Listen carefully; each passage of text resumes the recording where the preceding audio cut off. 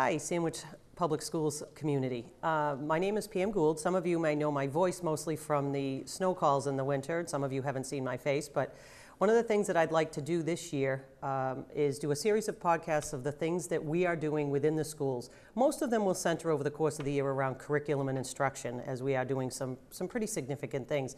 But the first two I'd like to focus on this year deal with some work we've done this summer around safety and security and just upgrades to our facilities. And so to that event, one of the people I'd like to introduce you to is Jay McGrail, our Director of Facilities.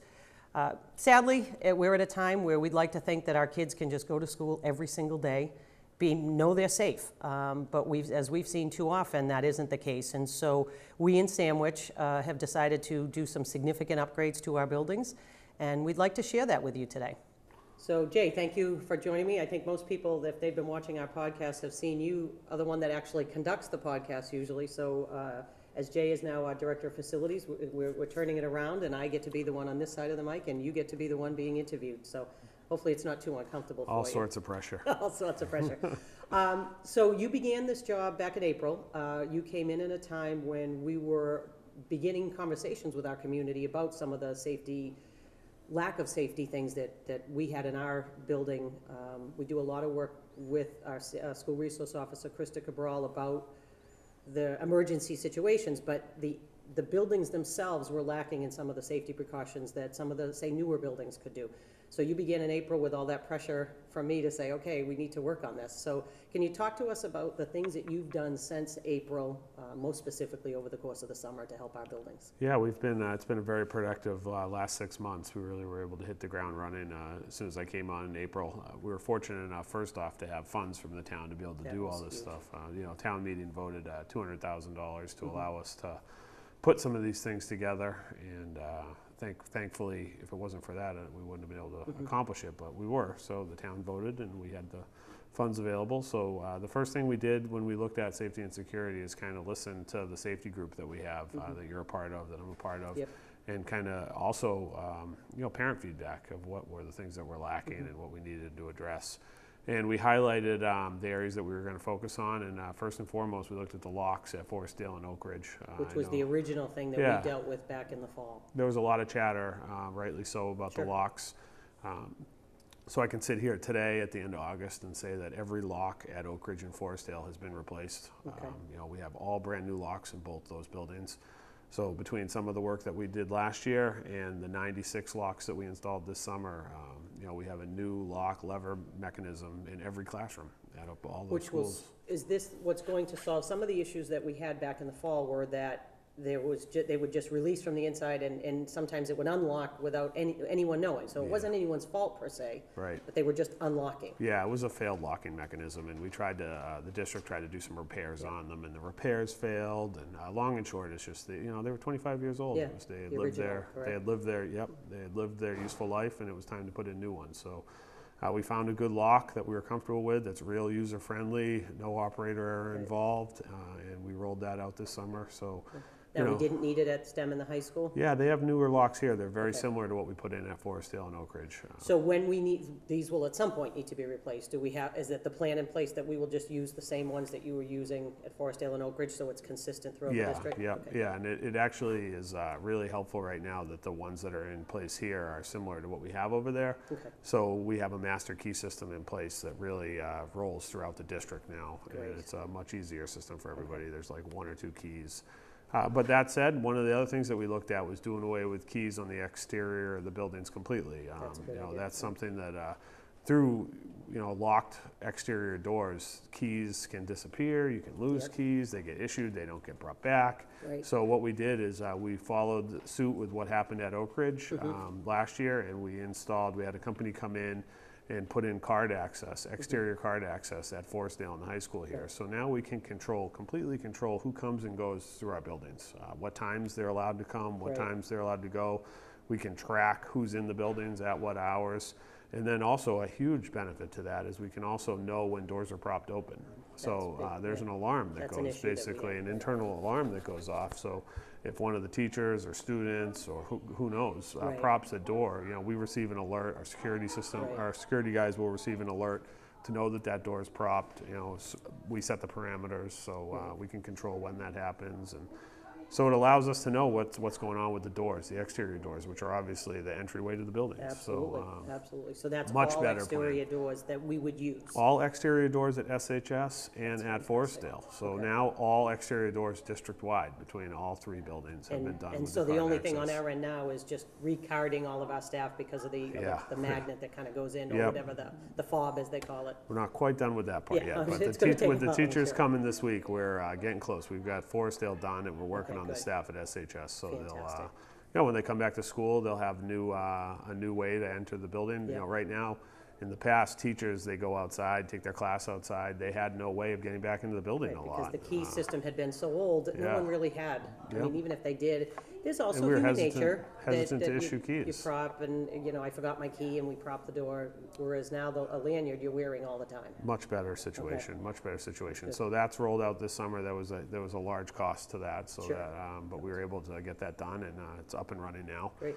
So the same What else? company that did the card access actually installed exterior cameras for us at Forestdale and Oak Ridge. Because there were none and we had had some none. issues, and those buildings are tough because they're kind of out in the middle of the woods. Yep. And you have kids doing some funny things at Yeah. nights, and we Yeah. have never been able to have access to be able to see who that is. Yeah, so cameras, they're not going to solve any issues with, you know, immediate emergencies in the buildings, but they are going to help us to control what's Look going back. on and look back afterwards. So we had no cameras before exterior-wise. Now, just so all the junior kids out there, the young Anyone children that watching, thinks they want to be a little devious and go to the 2 elementary schools, all think the twice schools, about it. as of today, all the cameras are active, Yep. and we're up and running at Forestdale and Oak Ridge with those. Sandwich High School already had exterior Yes. cameras in place. Also at Forestdale, we put in interior cameras, so we never had interior Right. cameras at Forestdale. We do have them at Oak Ridge. So now all 3 of our schools, interior and exterior cameras. You know, it's just one piece to the puzzle. It's another piece, and it adds to sometimes, you know, and it might not be used necessarily on a severe emergency, you might not need it at that, but there are always times, I was a high school principal, there are times when you say, okay, let's go back and look at the camera. Yeah. Because you have access to be able to do that. No, I think it's very helpful for the Very staff, helpful. for sure. So we got that piece done. There was one company that did our door access and our great. cameras, so they've done a great job, and we're up and running with that. The other thing that we've looked at is we heard a lot of complaints from teachers about not being able to hear alarms in their classrooms, there fire we go. alarms, announcements, things like that. So we had an audit done of the classrooms at Forestdale and Oak Ridge and installed some of the strobes directly in those classrooms. Okay. So we put 14 strobes in between Forestdale and Oak Ridge, Right. directly in classrooms where teachers said they couldn't hear alarms. Right. You know? We also put a PA system in place here at SHS, at Forestdale and Oak Ridge, in the gymnasiums, the pool here at the high school. The areas that weren't, you couldn't hear anything, Yeah. and so if an emergency did happen and you were in those areas, you had no way of knowing. Yeah, So so that's a the, big you deal. know, the teachers that had complained about that in the past and not been able to hear those, rightly so, complained about it. We put strobes directly in their classrooms, so now there's no question they'll be able to know what's going on when we have alarms and such. And then one of the other pieces that we did that's really cool that I really have to thank the community for is we got the vestibule windows installed at That was Forestdale a and big Oak Ridge. discussion in the beginning. That's been an issue for me anyway. I think when I did a meeting back with parents back in December about some of these safety, that was something that I had noticed coming in. And I've come from districts that had built brand new buildings. So to be fair, when you're designing a brand new building, you have the ability to design it exactly the way you want it. And we were able to do that. So one of the things I've noticed, I think the lack of security in a sense at the 2 elementary schools where you're relying on people and somebody with sinister motives to come in to those offices, come all the way around. And that always bothered me. So, It did, so yeah. I So was this glad to solves be able that. to do this. Yeah. Yeah, so we had some great, the community helped us with this one. We had some great volunteers. Yep. We had Dan Lully and Matt York, and Cape Cod Master Plumbers Tim helped us with that as well. And the 3 of them came in and did a great job, donating their time to install those. You know, they all have students in the buildings. Actually, they all have students in Forestdale. Yeah, they all that's have funny little right ones, now. so they really kicked butt with us and came in, got those windows installed. They're all up and running now, completely framed. So in. how does that change? What does that look like for a parent or a community It's- member going into the buildings? it's gonna The really the 2 change sets things. of doors are still there. Yep, it's really going to change things. So now parents are going to have to be prepared to take a little bit more time entering the buildings. when you first come in, whereas in the past you would just get buzzed right in and then check in the front office. That's what bothered me. Yeah, you're going to check in the vestibule now, and you're not going to be granted access into the building until you've already run through that checklist with the staff. So, and I think one of the things that does is that I've been in buildings, schools for all my life. Some of the things, a lot of times, parents are just coming in to drop their lunch money. They forgot their lunch. They forgot their after-school bag. They don't necessarily need to come into the main office. Right. Yeah. And that's a big deal. So it's a definite different look, but on a whole, I think it's going to be a change that's really going to help us. Yeah. So. No, I'm excited for that. So a couple other small things that we've done. We looked at window film for the front vestibules as well, so that right now, with regular glass in place, it wouldn't take much for an intruder to get in, smash a window, hop right in. So we looked at a window film, a 3M window film that we're installing. It hasn't been installed yet, but we're working on that in the next month or so. So what exactly does that do? If someone were to come? It's not bulletproof glass per se, but it slows down an intruder. It stops their time of entry from immediate to a couple minutes. So sadly, if an intruder came with a gun and shot at a glass door, it shatters, correct? Yep. And then that's how they get access. Yep. So what does this do differently? This allows the bullet to penetrate, but it basically puts a film on the glass, so the only penetration point is that bullet hole. And then the intruder would have to smash at that hole for a while to be able to get in. So in a time when they say like time is critical, time is critical, seconds matter, huge here. It really slows down intrusion into the building. So that's something that we're looking at.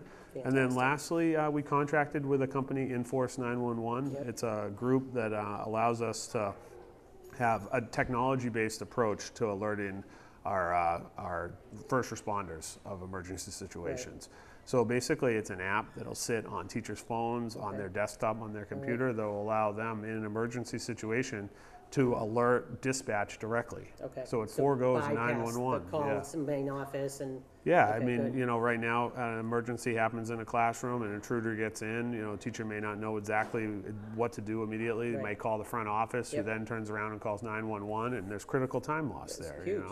So this allows the teacher or the administrator, whoever's triggering the alert, to immediately get to dispatch. Okay. So it goes from the teacher to the screen at dispatch and allows them to enter into a three-way portal communication-wise with dispatch, the teacher, and first responders. So the teacher can still stay in touch with what's happening. If intruder has a red shirt on with a blue hat, they were able to give that detail. Yeah, and then the first responder chimes in. ETA, the police officers, ETA 1 minute. Right. The teacher knows immediately where the responders are and when they're coming.